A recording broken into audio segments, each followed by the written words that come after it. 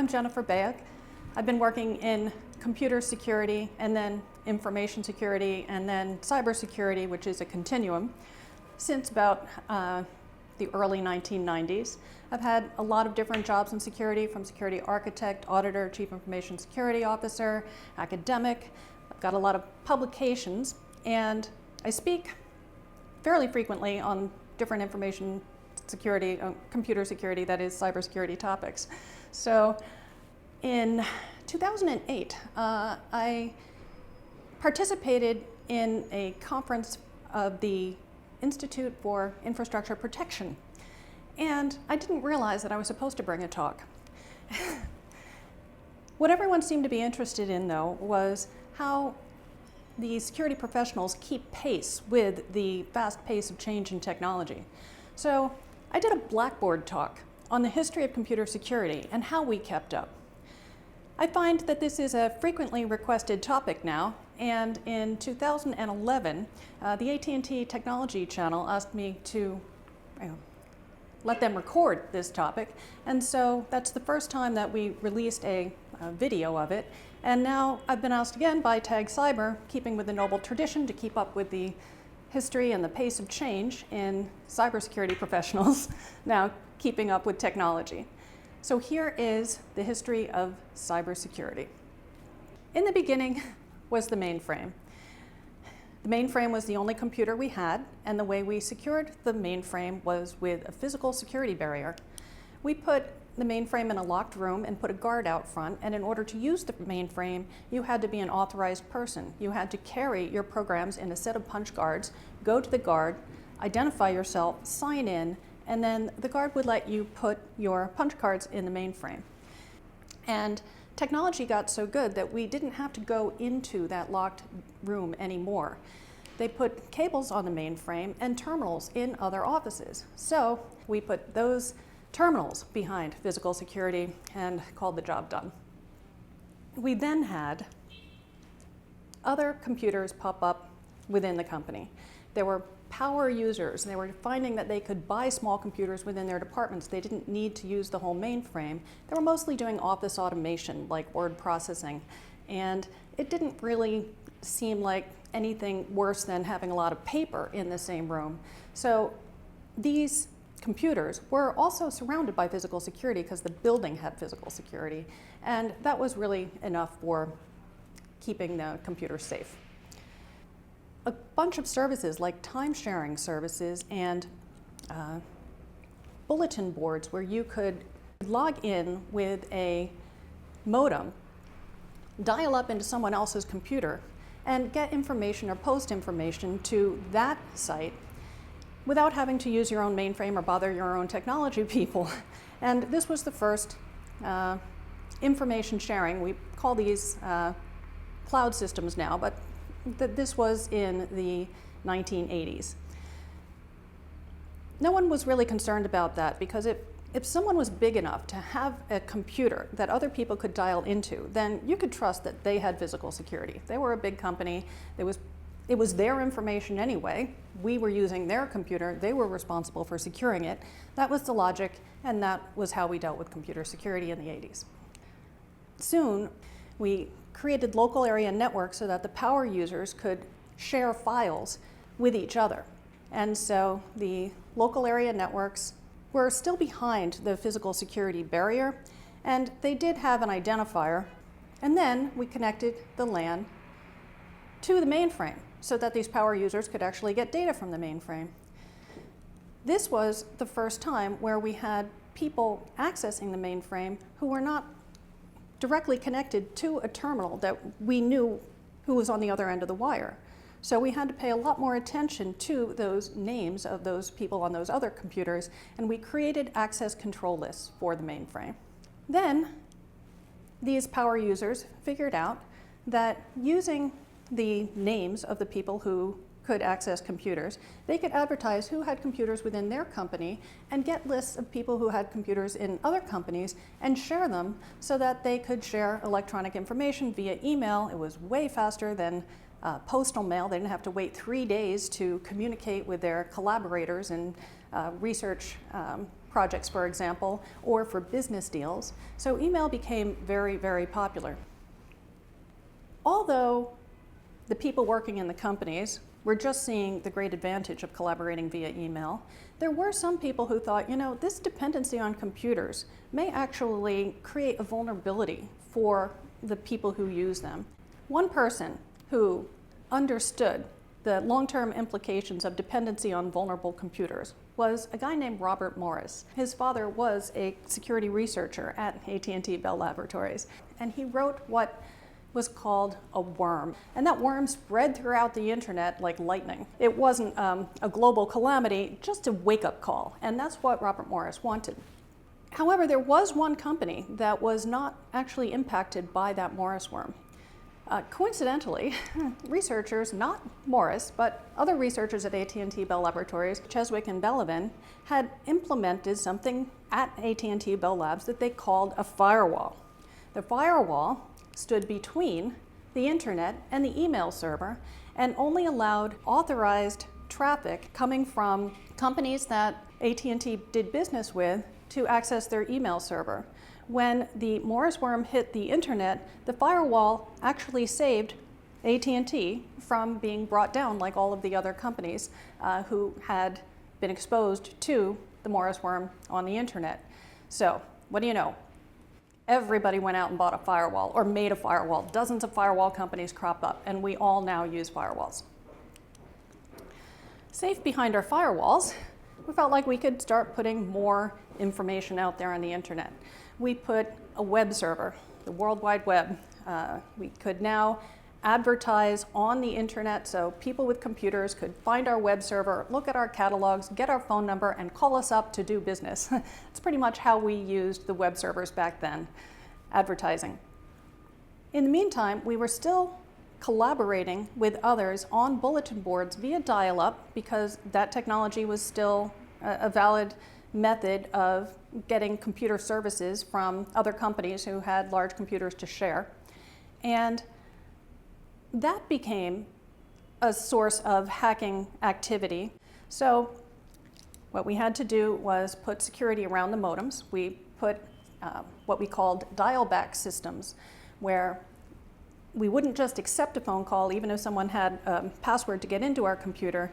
We would look for the caller ID on the phone call coming in, and if we recognized that it was a legitimate number using our computer, then we would hang up the phone and call that person back to connect to the computer. So there were other types of dial-in technologies, but that was a fairly common one, and we felt kind of safe behind that. Now, hackers continued to try to find ways to use computers.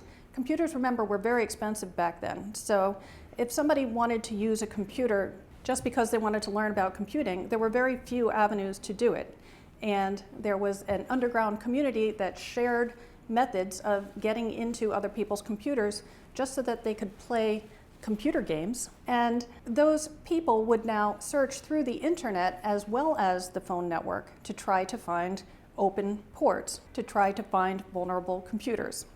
I remember being at a conference at this time, and there was a panel on the port 80 problem. And I was like, what is the port 80 problem? Why is port 80 a problem? It turns out that there are many commercially available web servers, like the Microsoft web server at the time, where once someone connected to a web server, they actually could load software onto that web server and run that software on the machine. It was vulnerable, so they could run their own software on your web server. That software would connect back into the rest of your network and look for information that the hacker was trying to get. Now that we knew that there were espionage hackers out there, not just joyriders or people who were trying to hack the phone network for free phone calls, the port 80 problem was a serious business issue. So we had to address that serious business issue, and the business took it seriously enough to lock down all of the computers that were connected to the internet with special computer security settings. We called these hardened and isolated systems the demilitarized zone. And we took all of the computers in the company and made sure that they were now all behind physical security so we would know which network they were on, right? So That was the business taking it seriously. It was the late 1990s. So then what did we do? We really needed technicians to be available on call all the time. So we let them work from home, and we gave them the ability to dial into the computers via remote access with a username and password, just the same as the bulletin boards and time-sharing systems had done. However, we had countless people just dialing every number in the phone book in a city, trying every username and password, and they would get into our remote access systems all the time via these war dialing hacks. So we introduced two-factor authentication. When a user would connect to the remote access site and put in their legitimate username and password, they would be prompted for a token on some kind of hardware handheld device. This is a modern version. They used to be about this big, right? But you press a little button or you enter a little code and it gives you a number, and that number you type in, it corresponds to something on a server in the company, and if the correspondence works, then that user gets in. So now we all have two-factor authentication for anything that we think is important. Then the user terminals went away and were replaced by workstations. And they got viruses, and we had to install antivirus everywhere we had a workstation. We still had viruses. We still had hackers randomly creating programs like worms and viruses to attack computer systems, and it was quite ubiquitous and would cause a lot of downtime. We actually had so many files with viruses coming down from the internet that we also introduced something we call a proxy server.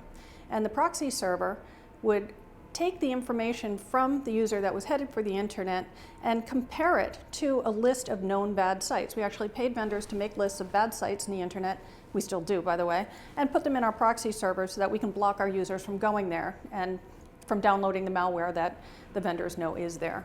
However, the malware still came in.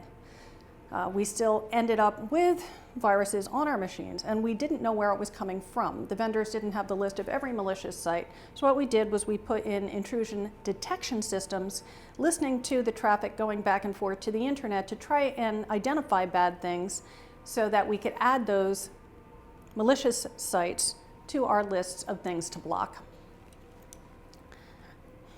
And we still had threats. In the mid-90s, the time-sharing systems went away, and they were replaced by online sharing systems. Now, the services that we dialed up to were also connected to the internet. There were password sniffing attacks, which were highly publicized, where people could listen to the telecommunications networks and pick up passwords. And we had clients out there on the internet. So what did we do? We needed to protect our clients. We couldn't let their passwords get sniffed. Again, now the business is taking this very, very seriously. The first thing we had to worry about with clients on the internet is that we had been using our employee handbook as a way to list our users. When clients started to be on the internet, we gave them usernames and passwords, but then we had to connect that username and password to where they were coming from because we wanted to make sure it was them. So we created identity management systems so that we knew all the clients who had been given usernames and passwords, and then we paired that identity with a certificate so that we could encrypt the data coming from that client with a certificate that belonged to them. So this was the early days of secure sockets layer. Today, we mostly have certificates that come from certificate authorities that are in that business. However, what we realized, though, is that our remote access users were also now being put on the internet. They were subject to the exact same type of sniffing attacks as our clients. They were using two-factor authentication, and that was harder to attack than a password, but you could still replay a two-factor authentication within a couple of seconds and get in as that employee user. So we then had to put in VPN on our employee connections as well as our client internet connections. So you can see how this technology is proliferating. Now we've secured our employees, and it occurs to us that these online services and these service providers that we have connected to via our telecom lines also may be subject to password sniffing and other types of attacks. It is now no longer very expensive to have a computer and host one of these services. We can't even count on them having physical security. So we take the same principles that we applied to our clients and our employees, and we put firewalls and VPNs between us and our friends and family networks. And we get viruses anyway. In the early 2000s, we saw the I love you worm that made headlines, the Anna Kournikova virus and the SQL slammer. This was amazing to us. We had never seen such headlines of computer security with such regularity. We were finally getting a lot of attention for a lot of the vulnerabilities that we realized were out there. Technology was changing so fast, and it was quite a chore to keep up with this rapid installation of desktops and laptops, and making sure that the antivirus programs were all up to date on all of them. We have antivirus management now, that we are actively making sure that we have inventory of all of our PCs and that all of the software on those PCs are up to date. So in addition, every single one of these red boxes now has their own configuration. In the antivirus, it's whether we have all of the latest viruses that the antivirus should be looking for. In the proxy server, it's whether we have all of the malicious sites that are out there on the internet. Are we looking for all of them? In the firewall, it's do we have rules that are strict enough only to allow access to our applications? All of these things now have become, in the words of information security vendors, they call them policies. They call them firewall policies. They call them proxy policies or antivirus policies. In computer security, policies were named for documents that were management directives to maintain a certain security level.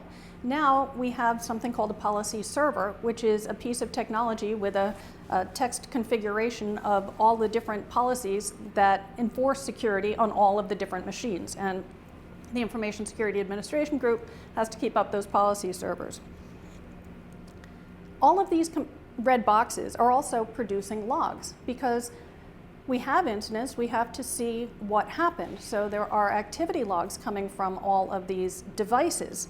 So we have to understand whether the policies were violated by looking at the activity in the log, and we had to put all of these security logs somewhere so that they'd be available during such investigations.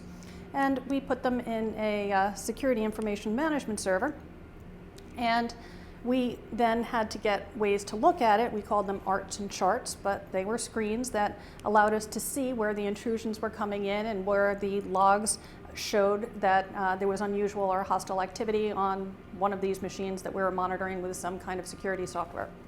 So the information security group became much more operational, and it is still today. SecOps, it's called in a lot of companies, but there are many, many roles and responsibilities now that the business depends on every day for these security operations groups to keep up to date. So then our major problem became our users. They didn't consider that email might be a vulnerable form of information communication, so they built it right into their business processes: send the bank statements via email, send the insurance claim or the medical chart via email. So what did we have to do? We had to start looking at that email, filtering it for patterns of things like social security numbers and source code, and trying to keep that type of information from being sent out of the firm. So we put in content filters. We put in content filters on the email servers and the proxy servers between them and the firewalls to keep information from leaving the firm that shouldn't be leaving the firm. Another way people had at the time to take information out of the firm was with what we call removable media. CD-ROMs, the floppy drives, USB sticks now were becoming more popular, and they had the capacity to have much more information than the former floppy drives or even CDs. So what do? We start a program to encrypt all electronic information stores that have personally identifiable information in them. And so we encrypt our USB drives. We have hardware key encryption tools in our data center that will help encrypt the drives in the data center. We encrypt our LAN shares, and we encrypt our laptops and even our mobile phones. So now we have ways to protect that information. That's the customer information, and of course that came first. Now, some people are starting to get concerned about their securities trading algorithms being stolen, or maybe the formula to Coca-Cola, and they're putting a lot of this type of storage encryption around those types of algorithms as well. But what really became the problem with the behavior of the programmers in sharing information at this time and to date now is that if that programmer made a mistake in that code, the likelihood that that code would be used by someone else was very high because programmers were sharing code all the time. So software security professionals, AppSec, we started to call them, they came up with a list of the top 20 mistakes that they had seen copied all over to code repositories on the internet. And we still have these types of lists today. In fact, we have something now called the National Vulnerability Database with tens of thousands of entries of software vulnerabilities, and we all now need a way to scan our source code for them, and we're still not too sure that the scanning systems will find all of those mistakes.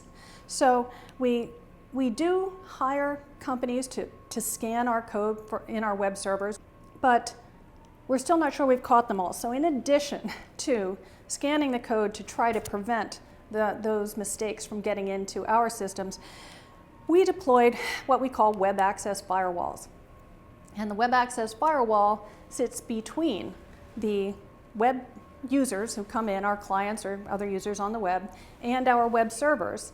And it checks whether somebody is hacking for those top 20 mistakes. So not only do we try to take them out of our code, we see if somebody is trying to hack for them.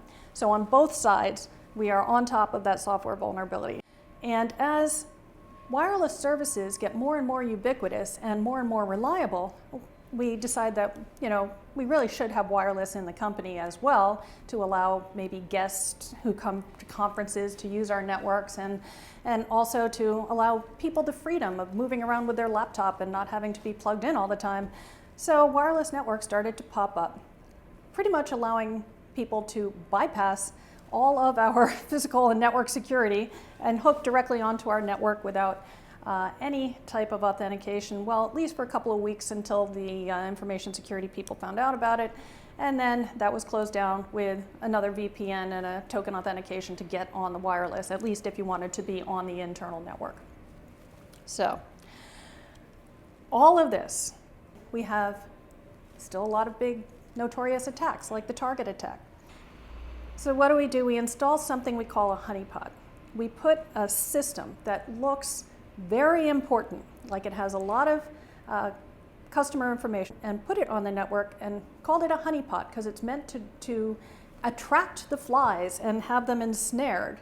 And we monitor that honeypot because if there is any activity in that honeypot, it means there's a hacker on the network because no one in our company has any legitimate reason to access such a useless system. So one way that people deal with some of the unknown potential connections they have into their network is by using a technology called microsegmentation. Some people use microsegmentation internally as well, but it's a level to get past the network layer into the software layer using virtual machines to narrow what is allowed via network connection. We start to realize that this is very powerful technology. It just seems like these people who are in the business of providing these services, now called cloud vendors, should be able to do it cheaper and faster and maybe even more secure than we do. So we're going to experiment with these services, and we're going into the cloud. So the first thing we notice with the cloud is that we have to put up a firewall like we do for any other network connection. We are going to allow data to come from our data center, so we are going to have a firewall between our data center and the cloud, and our security administrators are actually going to have to decide who has access to the cloud for login and entitlements like they do with any other technology. The cloud vendors have all come up with these shared responsibility models, which means we will give you the cloud, but you have to worry about the security features in the cloud and how they should be configured. So that's creating plenty of work for our security operations group. You can see over decades and decades of activity how, despite the attempt to keep up with this plethora of industry standard security technology, something always seems to get missed when there is a new technology innovation out there. Security is always catching up, trying to figure out how people are using something and then trying to figure out how to secure it. So what we're seeing now is a lot of companies who want to be in the business of security scoring. So I can pay a company to rate my security from the internet, not knowing nothing about me other than what's published from the internet, in some kind of industry standard way. Now there's a lot of debate over what these services can provide and how reliable they are. But more and more we are going to see this type of need for security scoring. There's a lot of good research out there and good practices out there, but to get to security scoring, we can all agree with that's a wait and see, but it's on the horizon. So with all of these technologies, all of this security technology out there, and everything that we're doing and continue to do as new innovations come through, how is it that there's going to be a next attack, that that there will be an attack, that attacks will succeed? How do the hackers get in? Through all of these red boxes, through all of these controls, these configurations, these policies, how do these hackers get in? Well, they get in through the very paths that we have engineered for our clients to get in, for our employees to get in, for our friends and family to get in, for our internal users. When we build computers and we deliver software services, we intend them to be used. We make a very, very resilient path from the intended user to the information and the data that is allowed. And those are the very paths that the hackers are using to get through. That's what we need to think about, that the resilient engineering is going into the delivery of computing services. The security, as I've described it, has been an afterthought rather than a requirement for those services.